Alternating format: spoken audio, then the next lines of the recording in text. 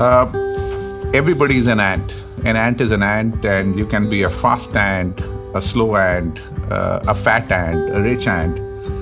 But if you truly want to be a butterfly, then you have to stop being an ant. And you have to leave the security of walking on the floor and try and fly. It's only once you try and fly that you actually fly. So life lesson is stop being an ant. If the CEO wants to be a butterfly, then he has to stop being an ant before he can even become a butterfly. There are two things in life which are very important, knowledge and experience. Knowledge you can get any time in your life. Experience comes by trying it out. So the whole learning attitude you need to have in life is not in pursuit of knowledge, but in pursuit of applying that knowledge to learn something new. So you can go to a learning center, and if you go to a learning center and just get knowledge, you've wasted your time. So try very hard in applying in college, in going to a shop, in trying to board an aircraft. Try and apply new experiments, new ideas. Don't go straight, go left and then go right. Don't say hello, try something else. So unless you are creating new experiences for yourself, you're not going to learn. YouTube and knowledge is not the way to learn. You have to apply it and then you learn. And once you learn, you grow. And once you grow, then you are unstoppable. There is a misnomer in life that big is beautiful. It is and it is not. In the end, all of us in life are born with our own flags. Whatever we wish to do, we would be remembered for only one thing. And we have a choice to make. We can belong to a place or we can be a flag. In life, my lesson has always been that do just one thing and do it so beautifully.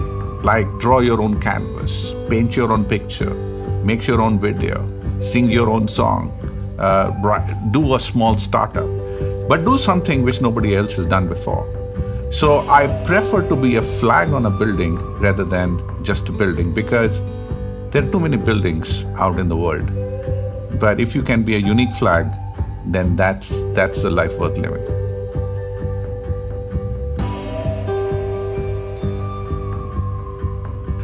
In life, we have to ask ourselves the reason for our existence. And our reason for existence cannot be mindless pursuit of profits. It has to be about impacting other human beings' life. We are humans. We are 7 billion of us here. And the reason we are humans and not animals is because we take care of each other. So once you have made enough money, once you have had enough recognition, once your family is settled, then why would you not dump all that and go and work to make other humans like you blessed to be human beings? There are so many humans in our world who live like animals. They have to hunt. They don't know where the next food will come. They're not educated.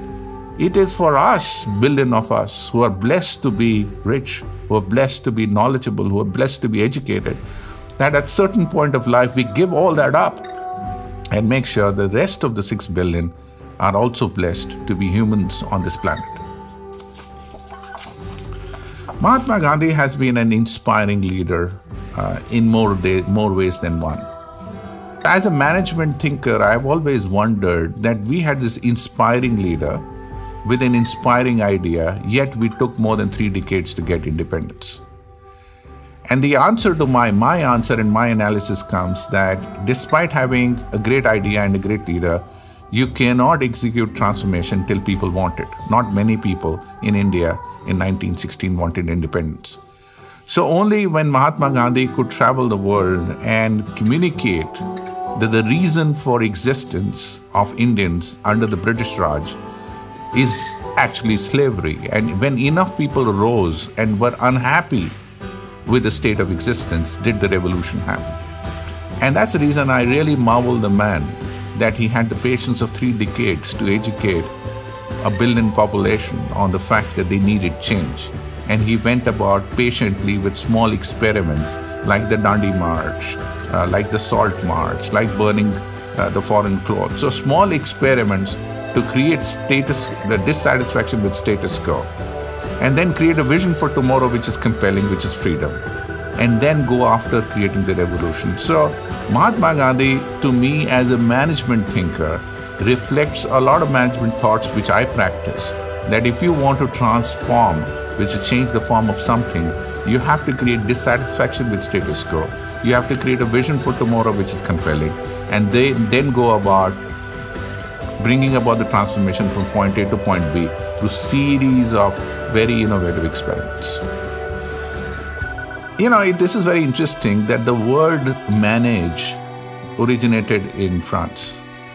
After the industrial age, the digital age is more innovative. The rules of managing are fast disappearing because now the growth will come from innovation. So when the growth came with managing, we had managers. When growth comes from innovation, we have leaders. So I think the managers are dead now. And if they are not dead, they'll die pretty soon. Leaders are what is needed. The focus of leaders is not counting value, but creating value. It is about inspiring every single human being they come in touch with to produce more from every unit of time, more innovation from every unit of time. And those leaders who are able to inspire their employees to produce more innovation per unit of time are successful. And those who are just about counting, not creating, and managing, not inspiring, are dead or will be dead pretty soon. A leader was an ant who gave up being an ant and now is a butterfly. A manager talks about butterfly but has not given up being an ant. And therefore he can be a rich ant, a fat ant, but a manager is an ant.